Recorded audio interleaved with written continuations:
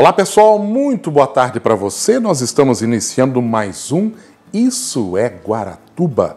Uma excelente tarde de quarta-feira para você que está aí do outro lado, né, aí, da TV, do outro lado da câmera, né, do celular, você que está acompanhando a nossa programação, você que nos aguarda chegar aí todas as quartas, né? E aí é o seguinte, como a gente sempre pede, você pode, inclusive, a partir de agora, já ir deixando aí o seu ok, o seu like, que você está gostando.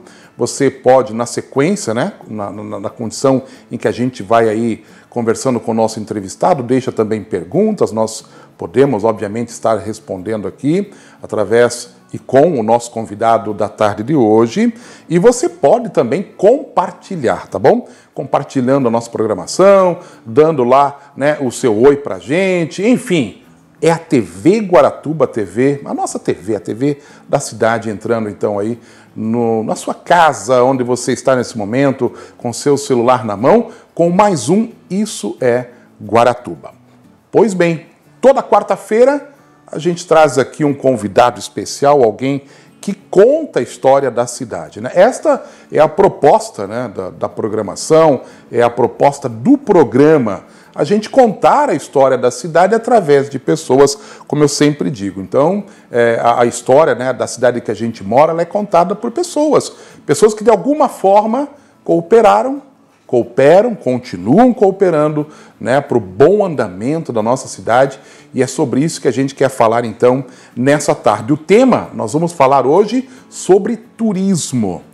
Sobre turismo. Você gosta? Eu tenho certeza que sim. Tem gente que nem é daqui da cidade de Guaratuba e está acompanhando a gente. Presta muita atenção porque a gente vai saber aí e vai, né, teremos algumas informações, alguns contos a respeito da cidade. Isso tudo aqui na companhia do nosso amigo Mário José Natalino.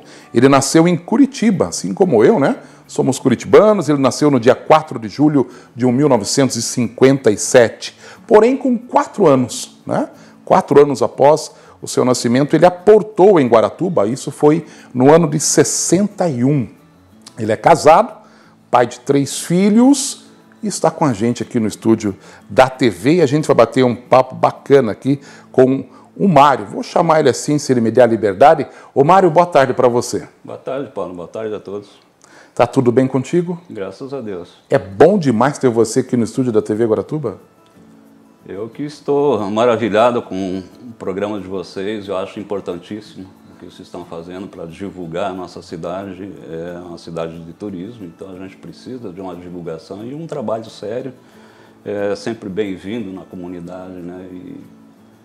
E eu, claro, com toda certeza, apoio com o que vocês precisarem, na questão histórica, na questão de qualquer informação sobre a cidade, que a gente não tem um conhecimento totalmente, porque a gente não tem como, né, a gente abordar os detalhes da história. Né? Claro. A história a gente está a par, mais ou menos, depois de 20 anos de estudo, a gente tem bastante coisa para contar, bastante coisa para detalhar. Que bom, Mário, legal. Você é formado em técnico, né? Técnico na área de gestão e marketing em turismo. Eu não tenho uma formação acadêmica, né? Tá. Sou técnico, participo de vários programas do governo federal e estadual já há 20 anos, né?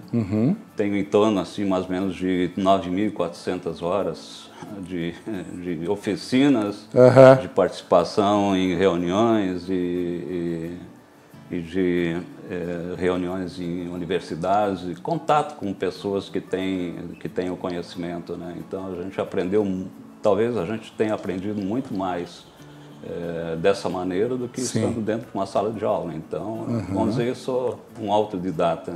Tá certo. O Mário, você é de uma família de quantas pessoas? Pai, mãe, irmãos? Nós somos em 6 irmãos. 6 irmãos. Né? Meus pais já são falecidos, né? Tenho 3 irmãos, 4 irmãos, perdão, e 2 irmãs, né? E a caçula que veio depois, né? Meu pai é italiano, ele chegou no Brasil com 25 anos. Minha mãe chegou da Polônia com 1 ano de idade. Itália, Polônia. Pai, juntou italiano e polonês, viu a mistura que deu. Mas a nossa família de 6 pessoas, chegamos em 61, se estabelecemos num comércio no antigo mercado municipal, né? Meu pai comprou um box ali, ele progrediu um pouco, comprou mais uns 2, 3, trabalhou no ramo de secos e molhados, né? Como a gente falava na época. Interessante ouvir essa frase, né? Secos e molhados. Bastante antigo, né? Isso faz parte da história. Eu morei também no interior, assim, e há muito tempo eu não ouvi essa frase, secos e molhados. Secos e molhados. Né? Que não é a banda, né? Que é o comércio hoje do mercado, né?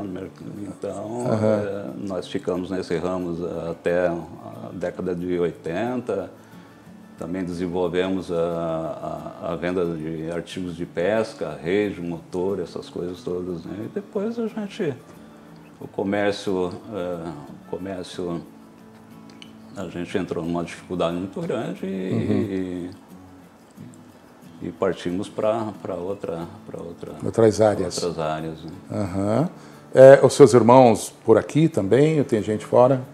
Eu tenho um irmão que mora nos Estados Unidos já há muito tempo. Né? Que legal. Nos Estados Unidos, eu tenho outro irmão que já é aposentado da Petrobras, outro que mora em Guaratuba. Somos assim, uma família tradicional de Guaratuba, né? Gostamos da cidade, né? Amamos a Guaratuba, principalmente eu, na questão da história, eu sou um apaixonado por Guaratuba. Né? Já a gente vai... eu faço o possível para divulgar da melhor forma possível, porque muita gente critica a cidade, porque a cidade não tem isso, não tem aquilo, mas isso é em todo o Brasil, né? Claro. Nenhuma cidade ela te satisfaz plenamente, né? É uma cidade que ainda tem muito ainda para desenvolver, claro, para progredir, ela tem um potencial muito grande. Cabe às pessoas também, né, se mobilizarem para que as coisas também melhorem, né? Então a cidade só melhora se as pessoas melhorarem. Né? E a cidade também ela vive em constante movimento, né? Movimento, né? Então ela tem uma tipicidade, né? Isso para a cultura e para a história, se não houver interesse pela parte da população, ela vai morrendo. Claro. Porque ela vai aculturando, né? Porque a gente recebe pessoas de todas as culturas, de todos os locais, né? De várias partes do Brasil, até do mundo, né? E eles acabam sufocando essa cultura quando ela não é divulgada, né? Então isso cai no esquecimento e a nossa cultura e a nossa história, ela está caindo no esquecimento, né? Então esse projeto que a gente desenvolve é justamente para que isso não aconteça, né? E que as pessoas que venham morar em Guaratuba e que já morem, e a gente tem, assim, umas questões bem até hilárias, né, de pessoas que moram aqui há 30, 40 anos e não conhecem a própria história do município, né? Imagino. Imagino. Isso é um resgate da autoestima da pessoa. Claro. Né? Você interagir com a história, você gostar da cidade, isso que é importante, né? Porque se a gente não gosta daquilo que a gente tem, quem dirá as pessoas que vêm de fora, você passar esse sentimento, né? Eu acredito que também só você andar no calçadão, por exemplo, não é que não justifique, mas você mora num lugar que isso aqui é uma maravilha, né? Guaratuba é um paraíso. Eu moro há 1 ano e 8 meses aqui e eu estou apaixonado pela cidade, né? Então eu procuro, aos poucos eu vou conhecendo, Agora imagina, por exemplo, você que está aqui esse tempo todo, quer dizer, você é alguém que nasceu ali do lado, mas morou sua vida inteira aqui, né? E o que te levou, por exemplo, Mário, você a interessar-se nessa área, por exemplo, de marketing, turismo, essa coisa de conhecer a cidade e com seu trabalho, com seu conhecimento, falar disso para outras pessoas? O interesse não nasceu muito longe, não. Foi em 99. Né? Em 99, a Marinha do Brasil ela adquire esses navios patrulha, né? E ela tem o costume de colocar o nome do navio de uma cidade, cidade litorânea do Brasil, né? E acabou escolhendo Guaratuba nessa época, em 99, né? E ela precisava, na época, de um brasão, né? Alguma coisa impressa que houvesse o brasão em cores, né, para que eles copiassem alguma coisa e construísse o brasão desse navio, né, desse torpedeiro, desse navio patrulha, né. E sabe Deus o destino, caiu no meu colo essa responsabilidade, não sei porquê. Aí saía a carta desse impresso, né? E eu fiquei, no mínimo, umas 2 semanas procurando na prefeitura e não encontrava. É de mesmo? maneira, ele tinha que ser colorido, tinha que ser impresso, porque você tinha que enviar por carta. Não tinha a facilidade que a gente tem hoje, de copiar e mandar imediato, né? E depois de 2 semanas procurando, já estava quase desistindo, né? E o prazo já estava terminando, e a gente tinha um prazo, eles tinham um prazo para construir, que iam batizar o navio, tudo, né? E acabei assim no 45 do segundo tempo encontrando... Uma prorrogação. Eu encontrei um folheto, inclusive até um folheto da lei que criou o brasão e a bandeira, por coincidência, né? E colorido. E a gente mandou para a Marinha, né? E a Marinha copiou os 3 guarás, né, sobrepostos ali e colocou nesse brasão. Esse navio ficou 1 semana em Paranaguá em exposição, né? E dali nasceu pela indignação de não ter nada, né? Nada, não tinha nada na prefeitura a respeito de uma bandeira e do brasão e do hino, do próprio hino, né? Daí eu comecei a pesquisar, comecei a ir mais fundo na questão pesquisa histórica, na questão da cultura do município, né? Então foi aí que foi... As coisas foram acontecendo. Foram acontecendo e o projeto foi... Hoje já faz 21 anos de projeto, né? Mas é um projeto que ainda é individual, né? Mas a gente pretende montar um grupo em torno desse projeto para que as coisas não morram, né? Porque a gente já está com 63, a gente não sabe no dia de amanhã. Ninguém sabe, na verdade. Então, para que isso se dê continuidade, né? Sim. A gente tem conhecimento de muitas pessoas que também gostam, que também têm essa vontade também de levar essa história, de resgatar essa história. Então, e a história de Guaratuba é riquíssima, né? Então a gente tem que valorizar o que a gente tem. Eu imagino, são 249 anos, né, a cidade? A gente tem 253 anos de história, né? 1767 começou a colonização, de fundação 249. De fundação 249. Isso. 249 anos, não é pouca coisa, né? Não é pouca coisa. Você sabe que eu fui naquela igreja, a Matriz.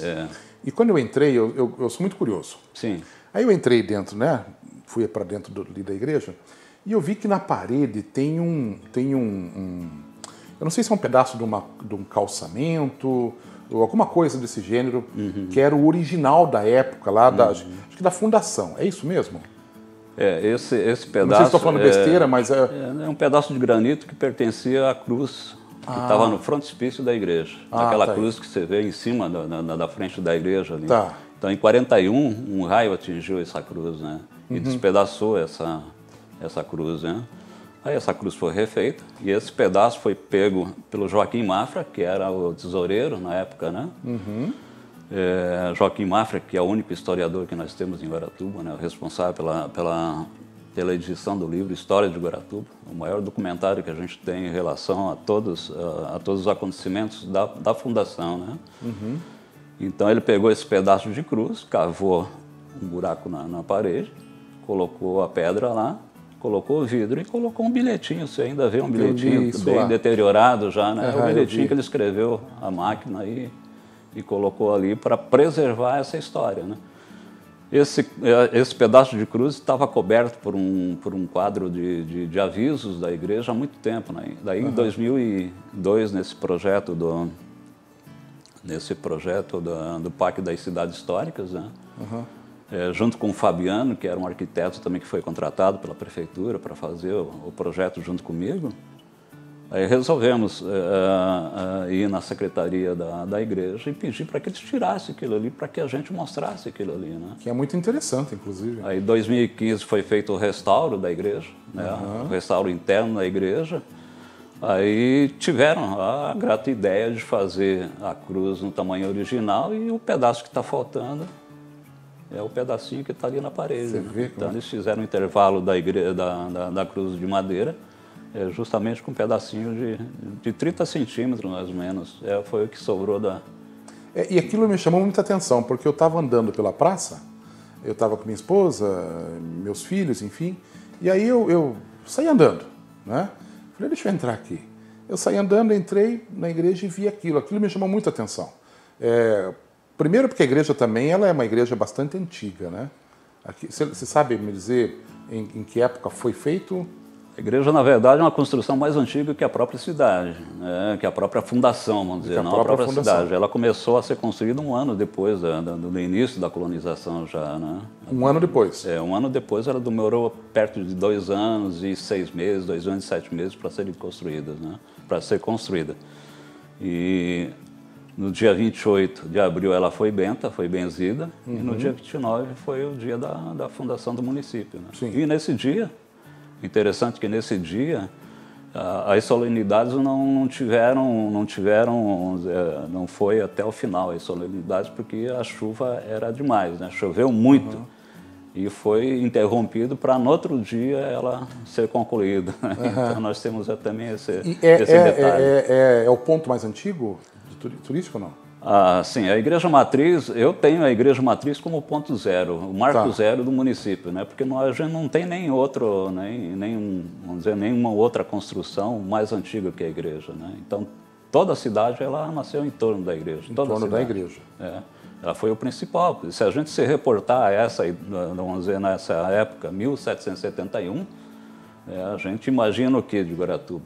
Né? Nessa época era a praça, ali com poucas casinhas, casa de madeira, de taipa. Taipa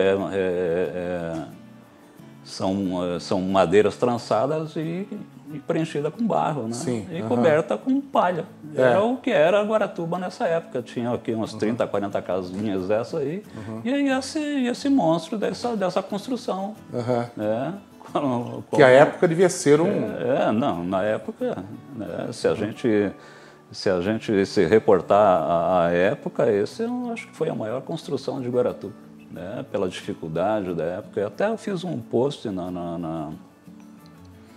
no Facebook em relação à história, né, da maneira como ela foi construída, pela dificuldade, né? Porque se imagina quantas toneladas de pedras tiveram que ser trazidas de algum local, né? Isso nas costas, né? Na época que não tinha nada, né? Nas costas, tudo feito à mão, né? Então, andaimes feitos no machado, na foice, sei lá de que forma isso. Então, a dificuldade para se fazer um prédio desse naquela época era muito grande. Muito grande. Então, é uma construção talvez a mais importante que a gente tenha hoje no nosso município. Né? Algum outro ponto, por exemplo, da cidade que você destaque? Né? Na questão construtiva, o casarão do Porto, né? Mas o casarão do Porto são as 4 paredes, né, que sobraram, né? Porque ela foi abandonada, essa construção foi abandonada nos anos 60 e ficou até nos anos 90, na metade dos anos 90, abandonada, né? E aí o telhado cedeu, levando também o piso, né? O piso junto, né? Então ficou os 4 paredões. E em 90 foi reformado para funcionar um restaurante, né? Mas toda a parte de dentro é contemporânea, né? Mas em termos de arquitetura, junto com a igreja, são os dois que, vamos dizer, estão mais preservados, né? E tem poucas casas que a gente tem ali ao redor da igreja ali, mas estão bem desfiguradas já, né?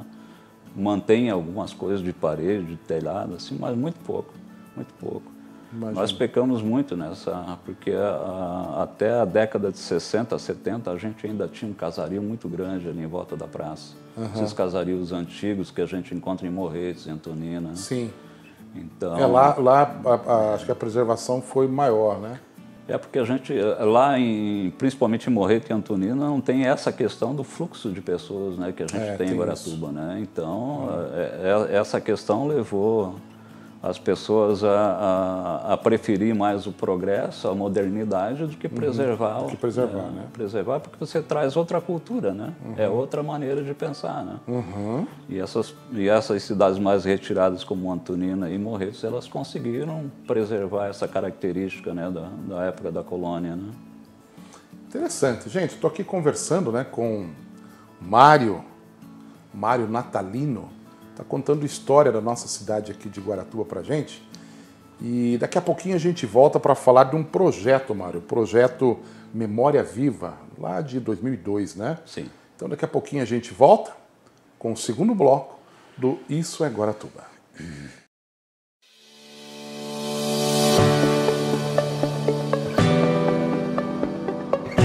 A Acreditamos que aprender é mais relevante quando desenvolvemos a curiosidade, promovemos práticas reflexivas, ampliamos a compreensão do mundo e preparamos os alunos para viver em uma sociedade em constante evolução. Em nossa escola, conveniada ao Sistema Positivo de Ensino, a nova experiência de aprender é mais divertida, significativa, colaborativa e vencedora. Venha conhecer nossa escola. Esperamos vocês para construirmos juntos um futuro mais humano e positivo.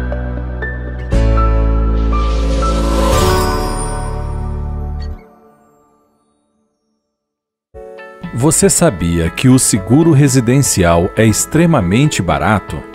Para uma casa de alvenaria de uso habitual com as coberturas de incêndio, R$300 mil, danos elétricos, R$10 mil, roubo e furto, R$5 mil, vendaval, R$15 mil, você paga apenas 10 vezes de R$25, é menos de 50 centavos por dia.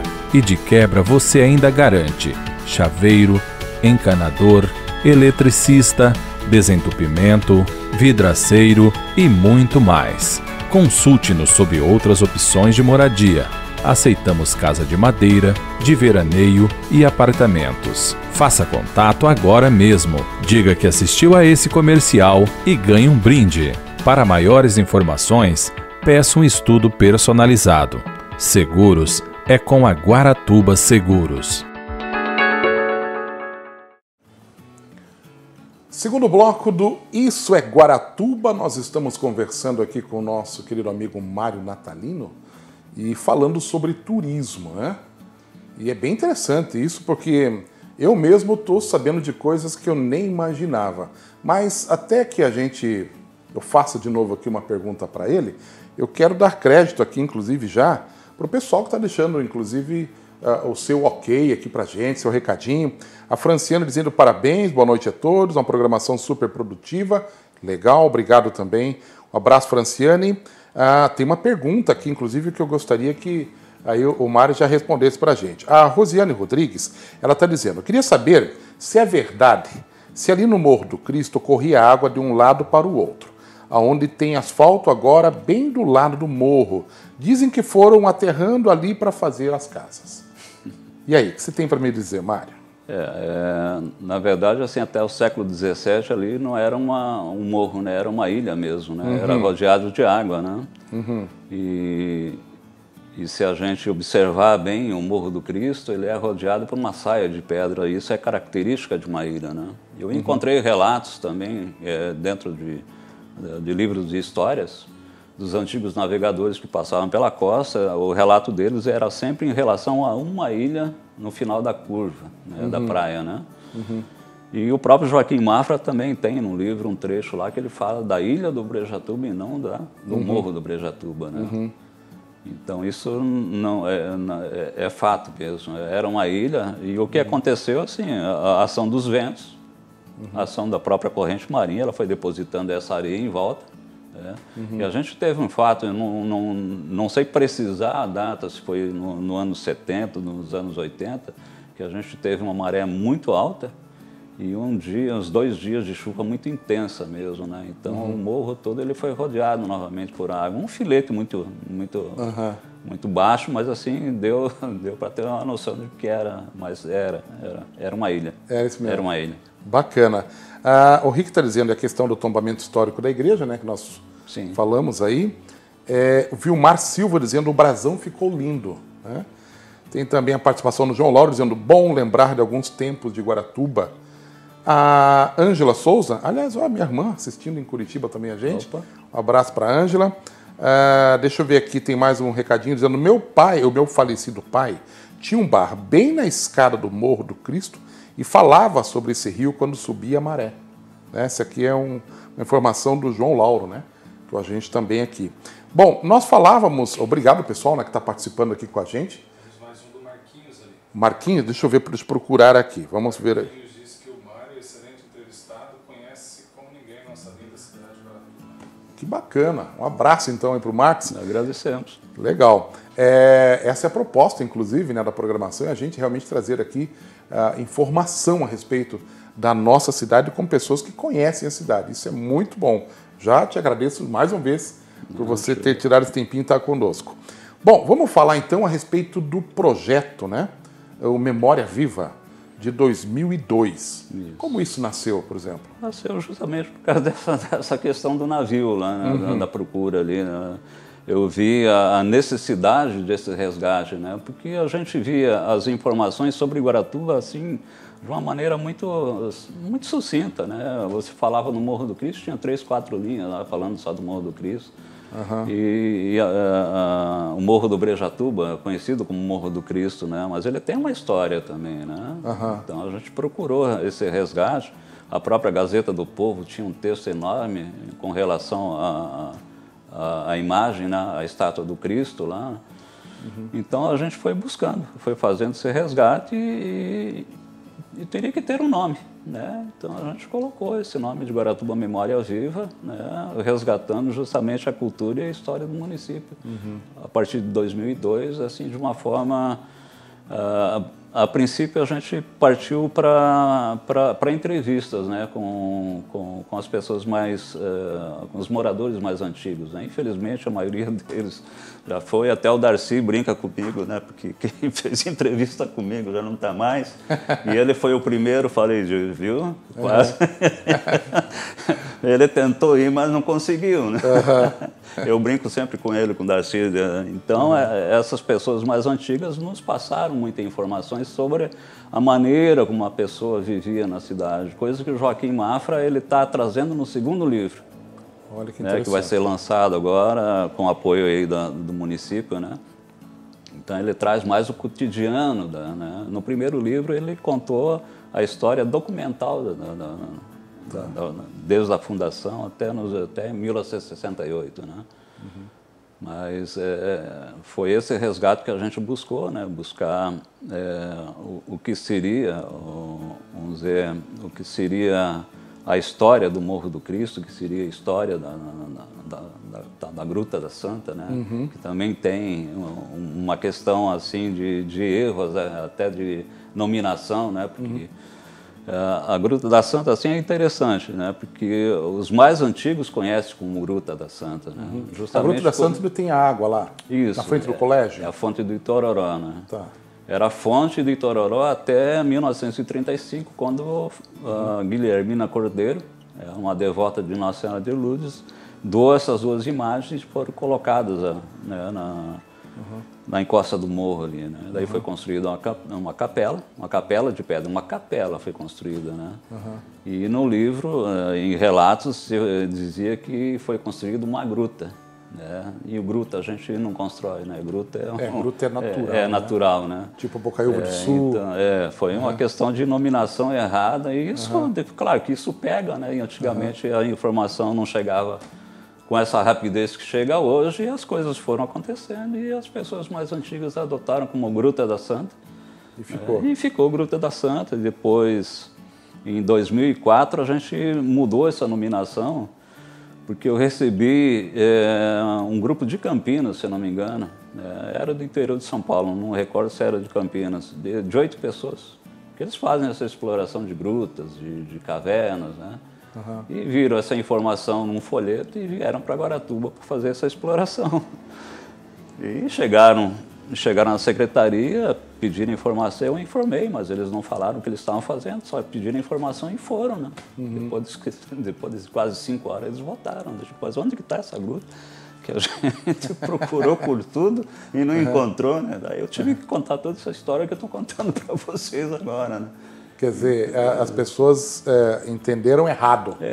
Não é uma gruta. Porque naquela época a gente tem que entender, porque a época de dificuldade, 1935, aonde tinha informação, né? Para você ter uma informação, às vezes você nunca ia ter, né? Então, a história de Lourdes na França, ela aconteceu numa cavidade que parece uma gruta, do lado de uma cavidade, um pouquinho mais acima dessa entrada, e tinha mais uma cavidade na encosta desse monte. E na base dessa cavidade tinha uma roseira amarela. E foi ali que apareceu, né? Que teve a aparição de Nossa Senhora de Lourdes. É por isso que nos pés de Nossa Senhora de Lourdes tem as rosas amarelas, né? Mas é uma cavidade, não tem nada construído, né? É uma coisa natural, né? natural. E a informação que veio é que lá também existia uma gruta construída para Nossa Senhora de Lourdes, né? Então essas informações, elas são passadas e com a dificuldade da época, isso foi pegando. E a gente respeita, a gente tem que respeitar, né? Eu acredito que tenha muita coisa catalogada já, obviamente, né? Sim, sim. Muita coisa. E que, às vezes, quem mora na cidade, Mário, não conhece isso. Eu vejo o seguinte, vamos falar assim, o brasileiro tem um defeito, né? O brasileiro ele quer fazer turismo, por exemplo, ele vai embora, ele sai do Brasil. Vai embora, vai para outro lugar, Europa, Estados Unidos, enfim. E aí, mas ele não conhece o país que ele mora, né? Às vezes as pessoas moram em Guaratuba e pensam que Guaratuba é o mar, é a orla ali, né? Se você analisar, digamos assim. E vão para outros lugares, de repente um domingo ficam entediados em casa, não dá para sair, não sabem onde vai. Poxa, eu acredito que Guaratuba tem muita coisa para se mostrar de que as pessoas não conhecem isso, não é verdade? Com toda certeza. A gente participou dessas oficinas durante 20 anos, né? E a gente sempre levava os folders, os folhetos, os flyers, né? A informação de Guaratuba, as imagens principalmente, né? E quando eu mostrava para as pessoas ficavam maravilhadas, né? Vocês têm uma riqueza enorme lá para desenvolver, né? Ficavam maravilhados com a nossa cidade. E eu tenho a certeza absoluta que a nossa cidade de Guaratuba, ela tem uma diversidade tão grande que nenhuma outra cidade do Paraná tem, em termos de potencial para o turismo, como a nossa cidade, pela diversidade que a gente tem. Não é só praia, a gente é conhecido como praia. Esse é o nosso principal produto, é o que atrai as pessoas. Sim, né? É o azul do mar. E essa demanda é importante para você divulgar o que você tem por trás de tudo isso, né?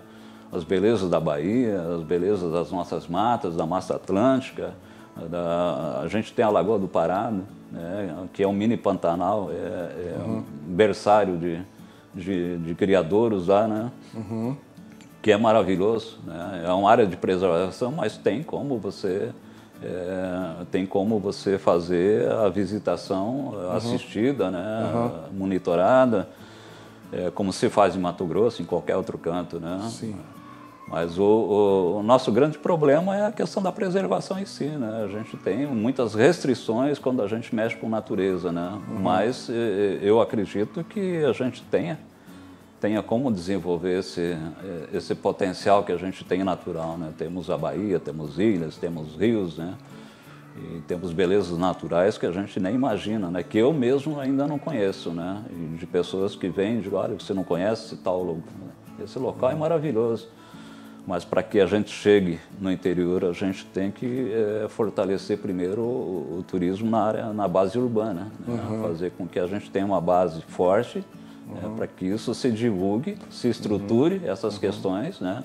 Porque a gente tem essa questão da preservação, né? Então a gente tem que, se a gente for fazer visitação em qualquer atrativo natural, a gente tem que ter uma estrutura adequada para que a gente não agrida.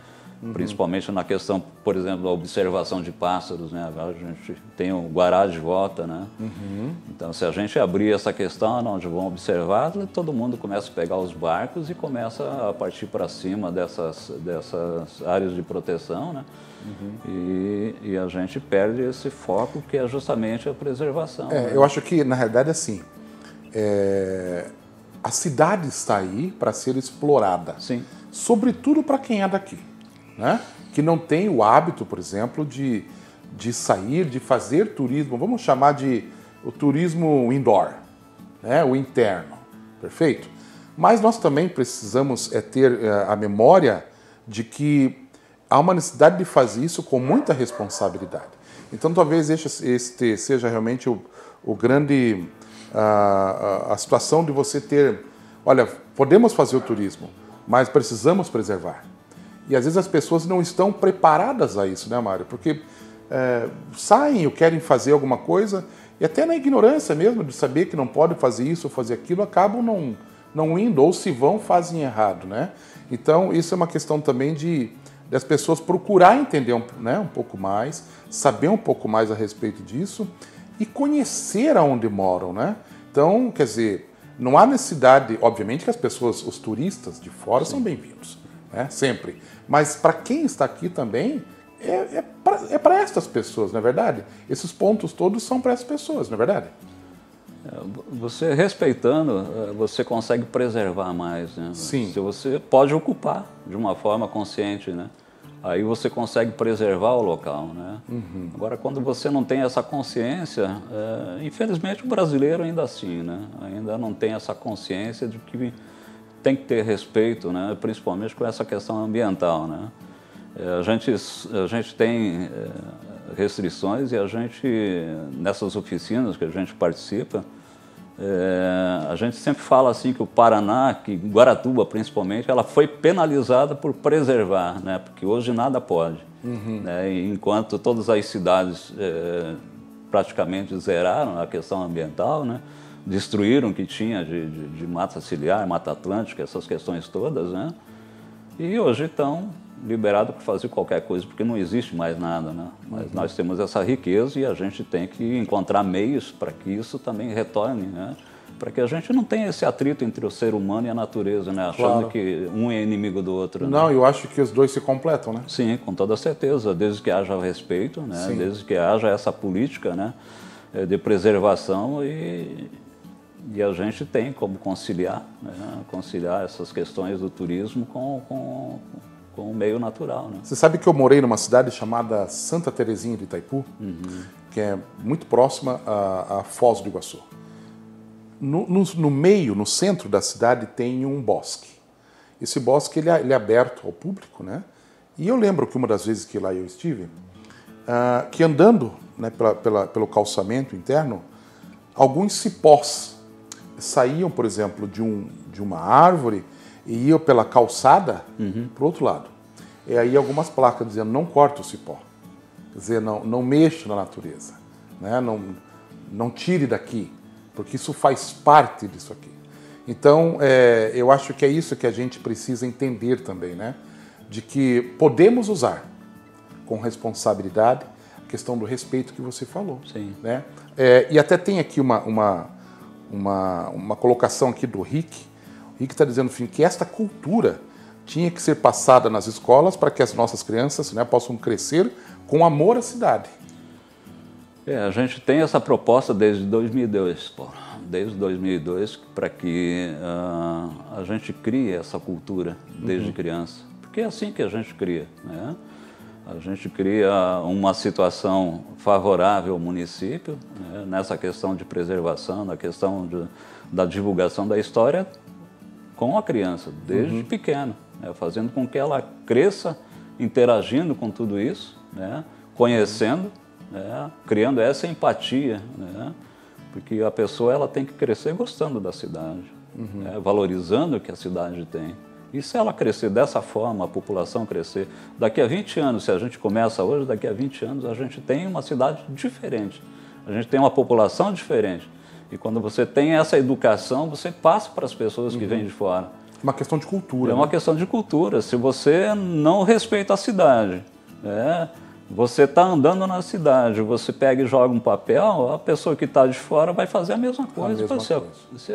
Se você tem uma casa, né, é um exemplo que eu sempre dou. Se eu vou na tua casa, encontro a tua casa bagunçada, cheia de lixo aqui, eu vou me comportar da mesma forma. Eu amasso um papel aqui e vou jogar lá, mas e por mais simples que seja a casa, se eu encontro ela asseada, limpinha, eu vou me comportar da mesma forma. Claro. Eu não vou jogar nada no chão. Então é uma questão de cultura, é uma questão de comportamento também.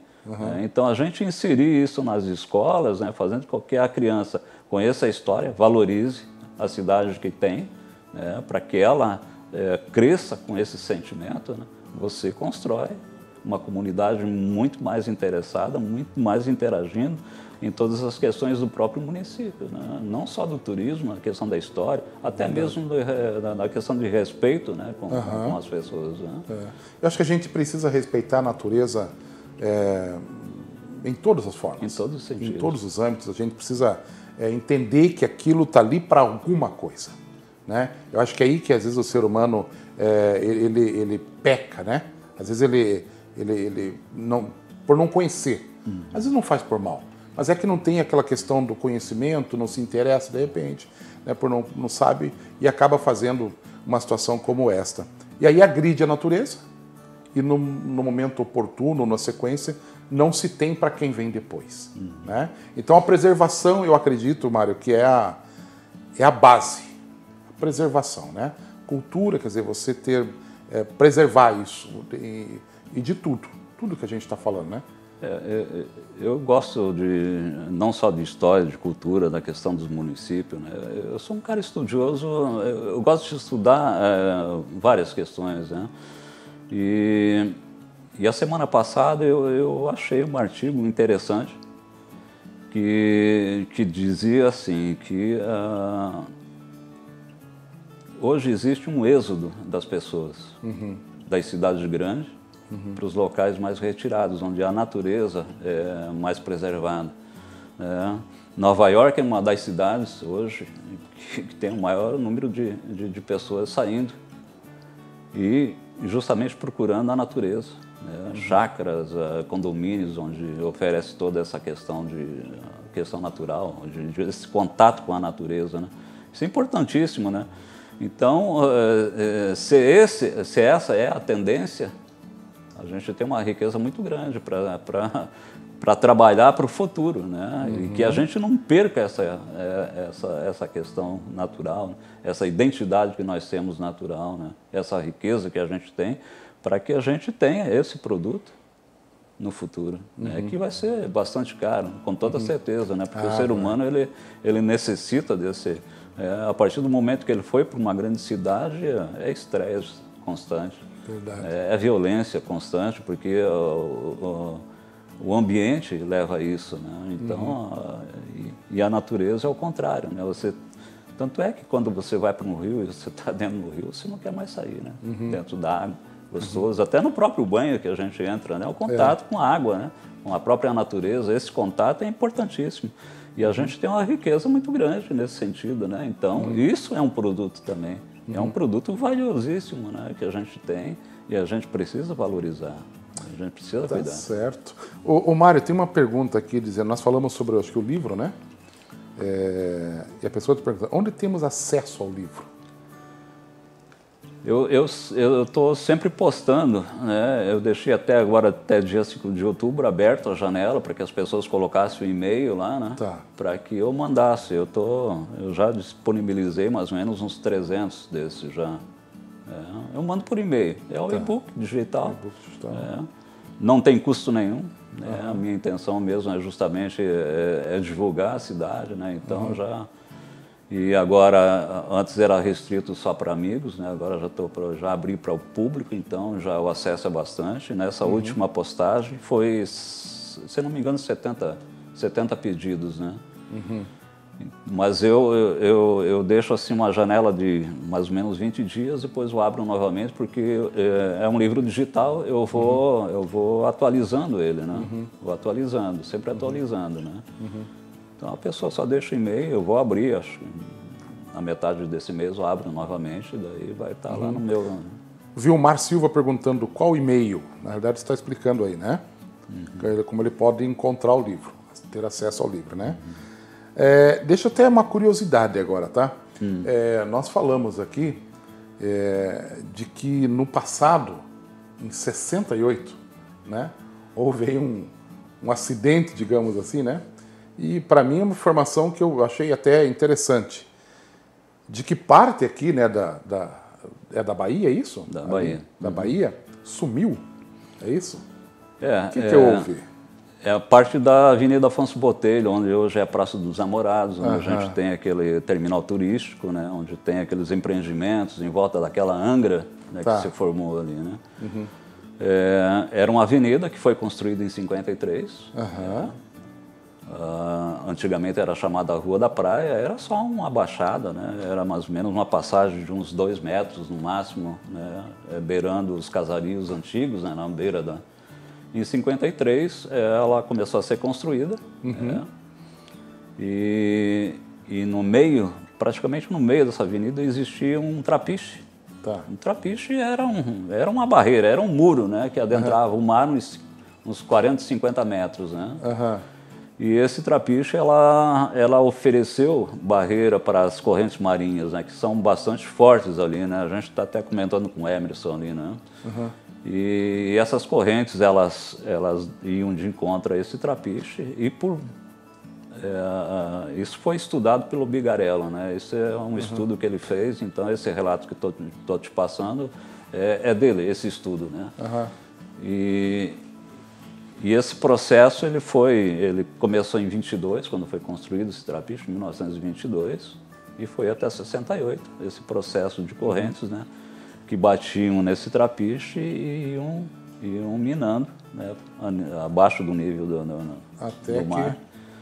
E até que, assim, a crosta que existia ali de terra, ela não suportou o peso dos casarios das casas, porque assim, ela começou a dar aviso muito antes, né, que as pessoas não né, quem que ia perceber, né?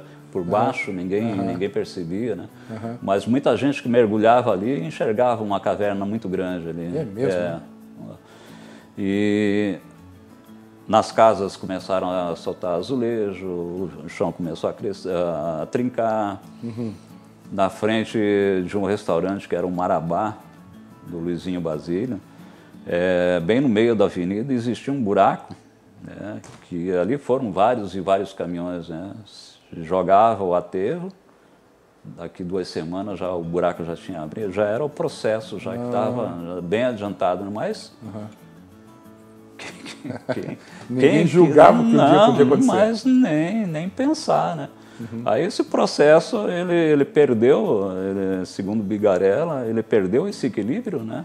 Perdeu esse equilíbrio e começou a desabar. Foi como acontece com o rio, quando bate na beira do rio, ela vai desbarrancando, foi o mesmo processo, né? Foi devagar isso, ainda bem que foi assim, dessa forma, né? Então ele foi desbarrancando aos poucos, né? Começou pelo trapiche. E nessa noite a gente tinha uma pessoa que estava... A gente tinha um cinema no final ali, onde é o Blue Bay, hoje era o Cine Média Luz. Então as pessoas saíam do cinema e geralmente ficavam por ali, né? E essa pessoa era um taxista, né, um Nazir. E ele tinha esse costume de ficar passeando por ali. Ele percebeu que bem na ponta do trapiche começou a borbulhar água, né? Olha só. Era o processo já de... Né? Imersão. E havia alguns barcos, né? Naquela época se transportava muita cacheta, né? Muita madeira, né? Porque não existia fogão a gás, né? Era tudo a lenha, né? E eles ficavam aportados e amarrados nessas pedras do trapiche, né? E eram pedras enormes, né? E essas pedras começaram a afundar e os barquinhos também ficaram praticamente em pé e afundavam também, né? E ele foi percebendo que foi progredindo, né? Veio, de repente, um muro de arrimo que estava atrás dele também começou né, esse muro que existe ainda, aquele pedaço ali, né? Ele percebeu que aquilo também estava afundando, daí ele saiu dali e já começou a avisar todas as pessoas e jogar pedra nas janelas e as pessoas foram ajudando. E dessa forma as pessoas conseguiram sair das casas, né, que estavam nesse entorno ali, mas não conseguiram resgatar nada, né? Simplesmente saíram com a roupa do corpo e as pessoas perderam tudo. Né? Inclusive o Joaquim Mafra, que tinha 2 casas nessa região, ele saiu só com pijama, saiu de pijama. E isso aconteceu no dia 22 para 23 de setembro de 68? Começou mais ou menos às 10 horas da noite, foi parar lá pelas 2 horas da manhã. Assim. E assim, Guaratuba nessa época, a luz era muito deficitária, vamos dizer assim. Ela chegava às 11 horas, ela apagava, né? E havia um sistema de iluminação na avenida ali. E quando ela chegou ali, ela começou daí, apagou tudo, né? Ficou tudo no escuro, né? Então o desespero foi muito grande, né? E as pessoas começaram a sair das casas, todo o entorno, essa região central inteira. Nós fomos parar em Curitiba. Meu Deus! Nós tínhamos uma chácara em Garuva, nós nem paramos ali, fomos ali. Tinha uma casa em Curitiba também, na Vila Fanê, na época, né? E nós fomos para lá.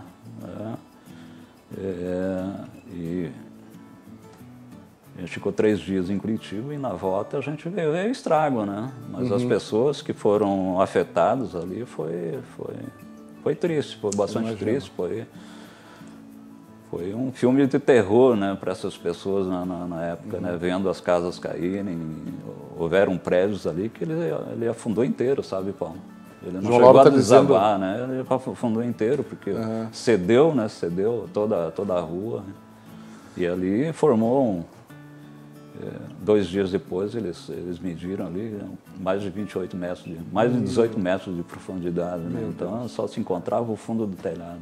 E no outro dia tinha madeira boiando, das casas que eram de madeira, móveis, né? Muita coisa foi recuperada, né?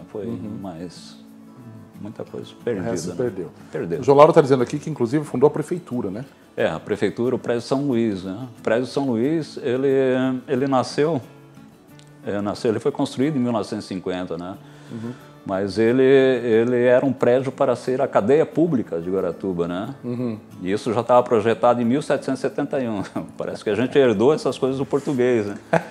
Era para estar já essa estrutura, porque assim, o processo de colonização, eles identificavam o local, faziam a roçada, assentavam os colonizadores, e depois, quando tivesse tudo assentado e as coisas começassem a andar, aí eles começavam a construir a estrutura de gerência, né, da colônia, né, que é a cadeia, a Câmara, a Igreja e o Pelourinho.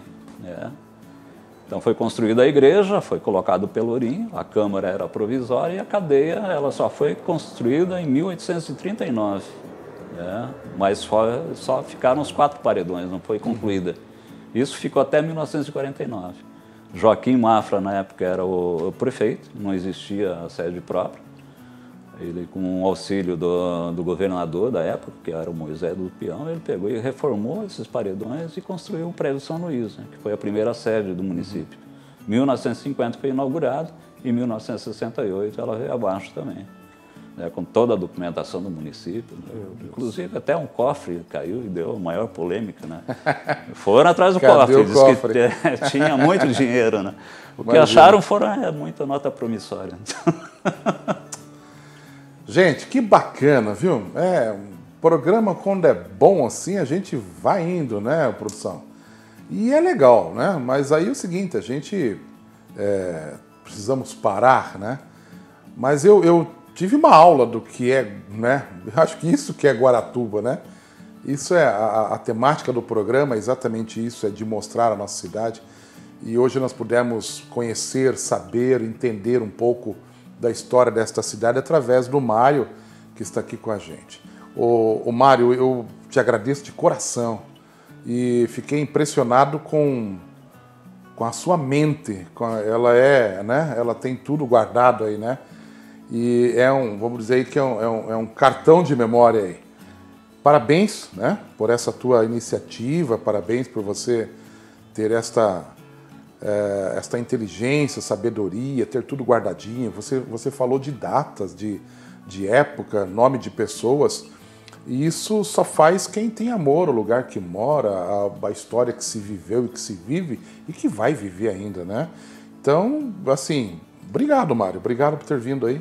E eu que agradeço a oportunidade e a gente está sempre à disposição, né? Sempre à disposição, quando vocês precisarem, vocês tiverem essa disponibilidade, a gente está aí para contar, para auxiliar a divulgar a nossa cidade, né? Para criar essa empatia com o cidadão, né? Fazer com que as pessoas valorizem a nossa cidade, né? Valorizem com esse valor que a gente tem, né? Não é só a questão histórica, né? É a questão que a gente mora numa cidade muito bonita, uma cidade de muito potencial, e a gente tem que valorizar o que a gente tem, né? E eu arrisco, inclusive, falar aqui algo assim, né? De que você que é turista, você que está assistindo a gente, tem muitas pessoas nos vendo fora de Guaratuba, ou você mesmo que é aqui da cidade, eu arrisco dizer que o Mário é patrimônio, é alguém que sabe muito da cidade. Se você quiser saber aí algo mais aí a respeito da cidade, procure o Mário aqui na cidade, né? E eu tenho certeza que ele vai te passar muitas informações, não é verdade, Mário? A gente está à disposição, eu estou trabalhando por enquanto ali no Casarão do Porto, né? A secretaria ela mudou-se para o Parque de Eventos lá, mas eu continuo lá, porque a intenção de formar um museu ali, realmente, de a gente contar a história e mostrar também, mostrar a história com objetos, com fotos, né? Então eu estou ali das 8, né, das 8 até as 14 horas, estou à disposição das pessoas que queiram conversar, que queiram conhecer, que queiram... Maravilha. Bom, gente, bom demais, tá bom? Agradecer você também que está aí do outro lado, né? Também, você que participou com a gente, o pessoal que deixou suas perguntas, a Franciane, a Rosiane Rodrigues, Ângela Souza, o Rick Celestino, um abraço, Rick, Vilmar Silva, o João Lauro participando por aqui também. Quem mais ainda? Deixa eu ver aqui.